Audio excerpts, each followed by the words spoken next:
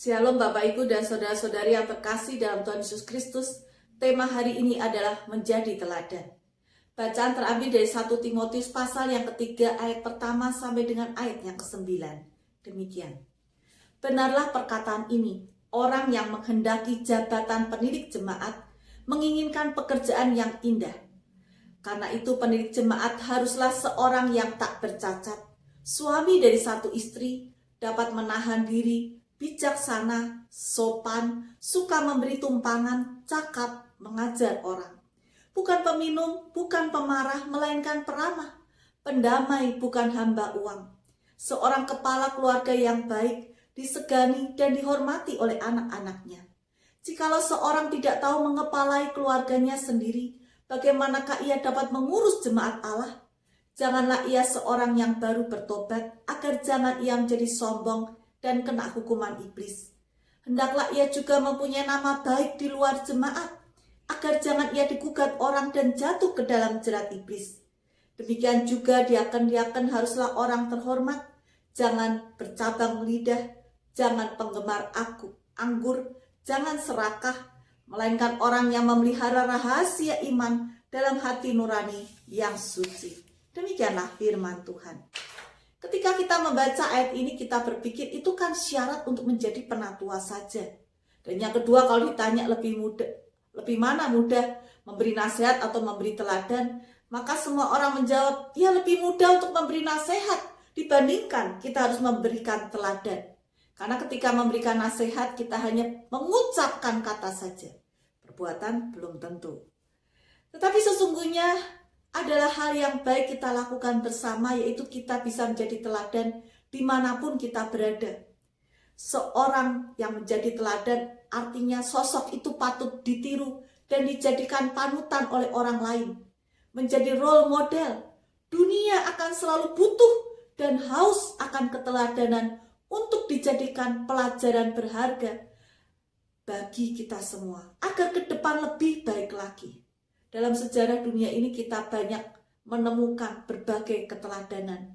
Dan di Alkitab pun juga kita menemukan banyak keteladanan. Pertanyaannya adalah, ada berapa banyak sosok yang layak untuk diteladani di hari-hari terakhir ini? Titus pasal 2 ayat 7 berkata demikian. Dan jadikanlah dirimu sendiri suatu teladan dalam berbuat baik.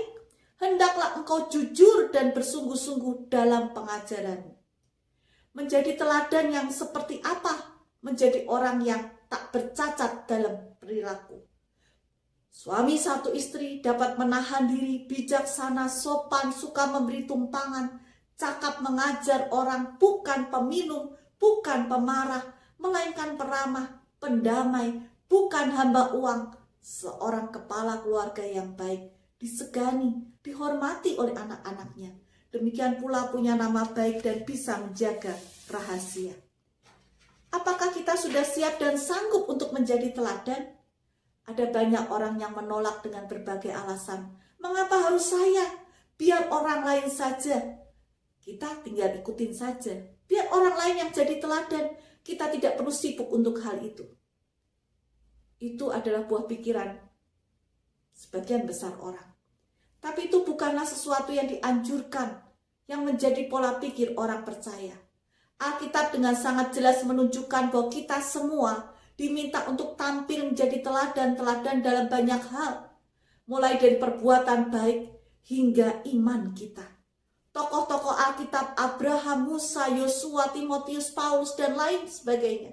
Dan terutama tokoh yang sempurna adalah Tuhan Yesus sendiri.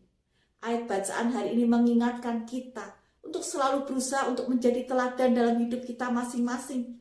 Sebagai suami, istri, anak-anak, orang tua, seorang pelayan gereja, aktivis, jemaat, teman kerja, sebagai bawahan, sebagai atasan, sebagai rekan kerja, sebagai guru, sebagai murid, sebagai pertemanan, dan lain sebagainya.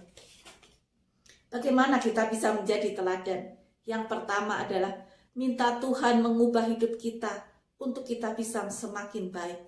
Kita juga berusaha dengan pertolongan Tuhan untuk semakin baik setiap hari. Hanya Tuhan yang mampu menolong kita, memampukan kita. Tapi kita juga harus berani untuk kita berubah, meskipun itu tidak nyaman. Yang kedua adalah menjadi teladan bukan hanya sekedar mengucapkan atau mempercakapkan, tetapi melakukan apa yang kita ucapkan. Bahkan juga tidak harus di usia yang lanjut. Usia muda pun kita diminta untuk memberikan teladan. Paulus berkata kepada Timotius mengenai pentingnya teladan dalam pelayanan. Seperti yang ia sampaikan, janganlah seorang pun menganggap engkau rendah karena engkau muda. Jadilah teladan bagi orang-orang percaya dalam perkataanmu, dalam tingkah lakumu, dalam kasihmu, dalam kesetiaanmu, dan dalam kesucianmu.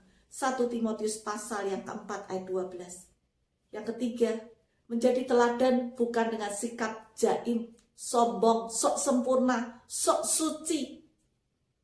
Tetapi ketika kita salah pun kita juga harus mau mengakui dengan jujur dan minta maaf. Itu adalah satu teladan kerendahan hati dan kita mau mengakui kesalahan kita.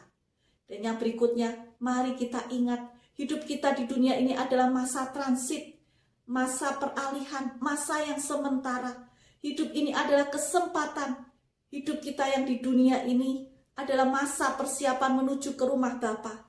Bagaimana kita hidup di dunia ini adalah menentukan bagaimana kita hidup di rumah Bapa nantinya. Oleh karena itu, jangan sampai kita menyesal. Mari kita gunakan kesempatan sebaik mungkin untuk kita bisa menjadi teladan. Kita meninggalkan warisan iman kita kepada orang-orang di sekitar kita. Tuhan memberkati kita. Amin.